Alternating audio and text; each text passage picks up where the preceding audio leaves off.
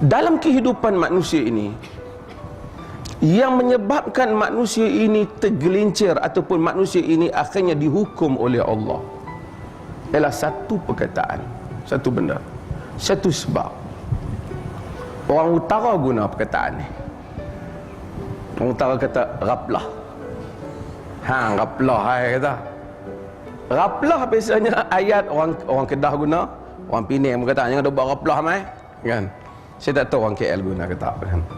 Ghaflah maksudnya dalam ghaflah bahasa Arab. Dia kata yang mughaffal, ini kan tak sedar diri. Ghaflah maksud satu orang yang lalai, tidak berhati-hati, cuai. Al-Quran sebut banyak tempat ghaflah adalah punca kepada kerosakan manusia. Waqtaraba lin-nasi hisabuhum wa hum fi ghaflatin mu'ridun. Telah hampir kepada manusia itu hisab, hitungan mereka, sedangkan mereka dalam ghaflah. Perkataan Arab fi ghaflatin, di dalam satu ghaflah. Di dalam ghaflah, ghaflah maksudnya di dalam satu kecuaian dan berpaling daripada Allah Subhanahu wa taala. Makhluk Allah Azza wa Jal yang hidup atas muka bumi ini musnah, rosak semuanya kerana cuai. Yang menyelamatkan mereka ialah kesedaran, awareness. Sebab itu binatang, kita tengok binatang, tengok apa-apa binatang, tikus ke apa, dia ada sensor dia, dia boleh rasa. Itu yang menyebabkan dia selamat.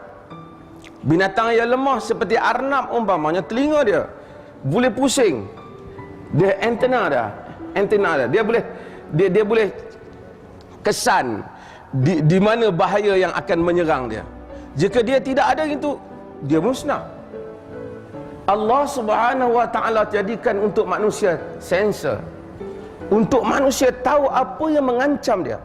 Untuk haiwan semuanya, terutama haiwan-haiwan yang kecil, yang lemah, yang terdedah kepada bahaya. Kalau itu tak berfungsi, dia ghaflah, dia tak perasan bahaya dia, dia akan musnah.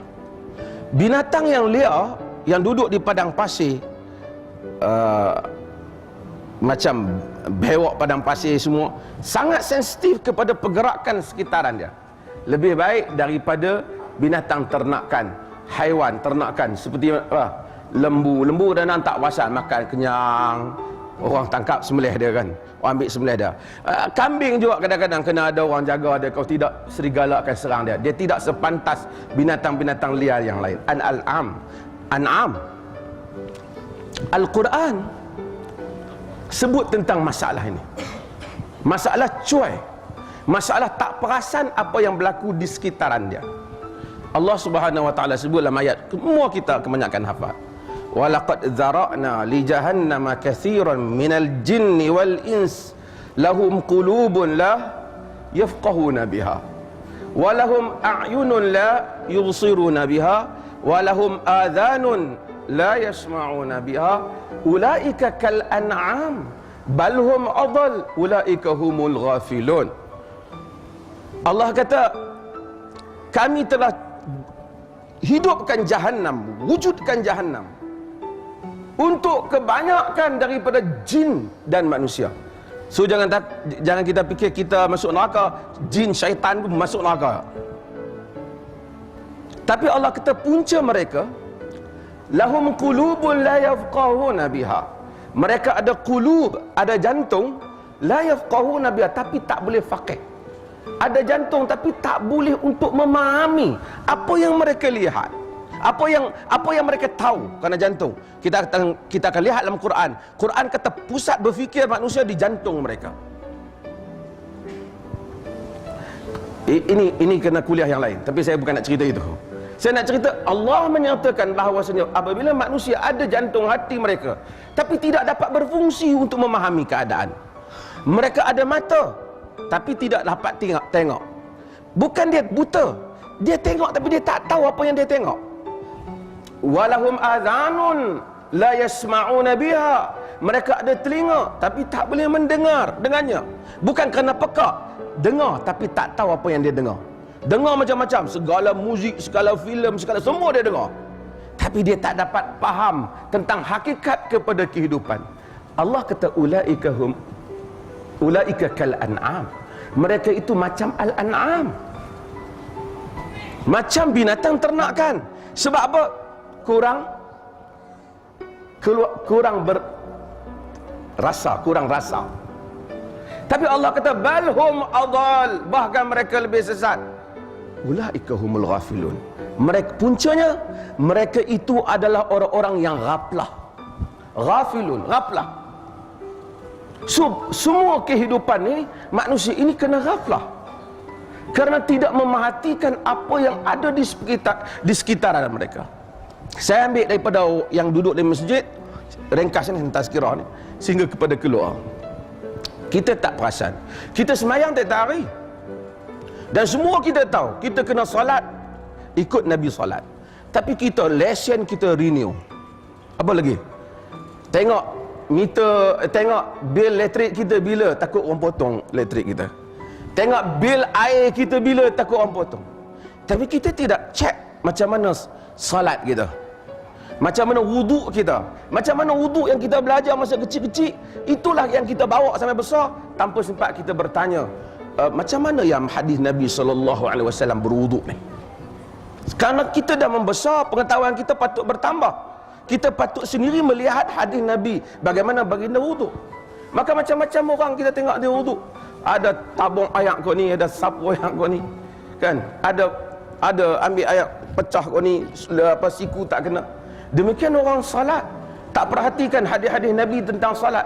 Macam mana dia rokok, tengkok patah, kepala canggung naik, kaki, dia tak pernah perhati. Dia kata tak kira aku daripada dulu duduk semayang dah. Dia tak ambil pusing tentang salat dia. Ghafilun, ghaflah. Bukan tak nampak, tapi mughaffal, Arab kata mughaffal.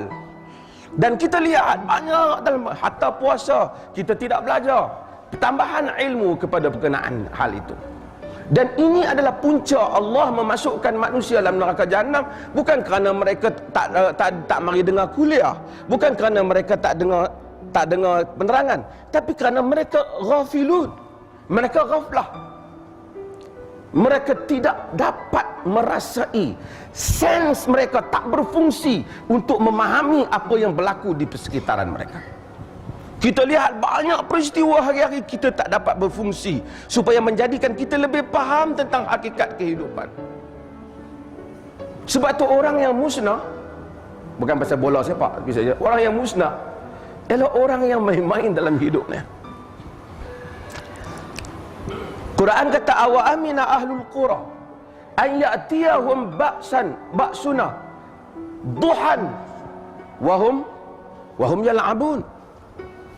Adakah ahli negeri itu merasa aman untuk datang kepada mereka bala kami, hukuman kami pada waktu duha? Pasal duha clear, waktu pagi yang cerah terang benderang. Wahum yal'abu, dalam keadaan mereka sedang bermain-main. Kerana orang yang main ni orang yang tak ada kerja, so dia tak banyak benda nak bagi perhatian dah, dia main. Sebab itu kemusnahan manusia dalam hidup ni kena tak ambil iktibar. Maka kita sebagai Muslim semua benda kena nak ambil iktibar. Daripada takbir kita dalam solat kena ambil iktibar.